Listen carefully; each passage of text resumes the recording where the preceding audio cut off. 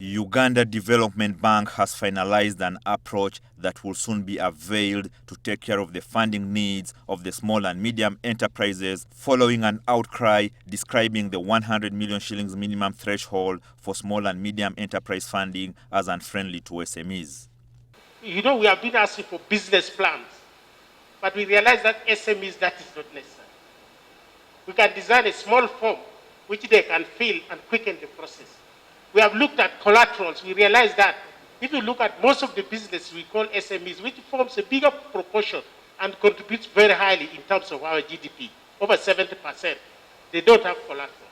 So how do we deal with this collateral problem? We have looked at the issue of, can we look at where they are located? If they don't own that land, how can we come in to help them to own that land? If there are land agreements which can be used as security, why can't we do that? This was during the release of the findings for a rapid assessment survey on the impact of the second lockdown on SMEs, carried out by the Economic Policy Research Center. For the Uganda Manufacturers Association, even the lifting of the lockdown does not improve the predicament of the SMEs who still owe banks money but now facing new tax measures. In addition to thinking about the restructure and the amount of money I have to pay to the bank, I now have to provision for 12% of tax.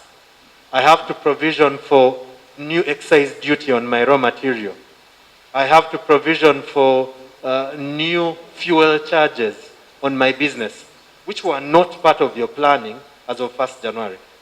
So ours is to say that even as we ask for the extension, we also say that as we speak now, there's a need to not to think that it's business as usual.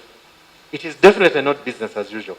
The EPRC qualitative report shows that SMEs in Uganda are not really resilient, and one of the lessons of the COVID-induced crisis is that SMEs need to truly understand the meaning of resilience. Away from coping towards resilience. Resilience is a good word, but it takes a lot of effort.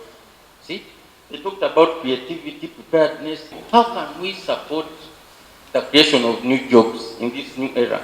Profits. How do we ensure that our businesses don't collapse so that they keep bringing in revenue? Because ultimately the URA will benefit. If businesses are making money, URA and government will benefit. Lastly, partnerships.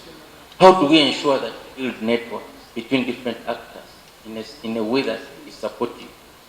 If government were to target real SMEs in dire straits in the future, the informal nature of most of the would-be beneficiaries might have to change. One of the things we learned from this period that we need to formalize our status, for easy targeting and speedily outreach. Without that, the processes get complicated. There is no doubt about the SMEs' needs and the evident mismatch, or even with the link with the government assistance. It emerged that the government wants to deal with more formalized but also more organized SMEs to channel any future interventions. Ismail Musa, Ladu, NTV, Business.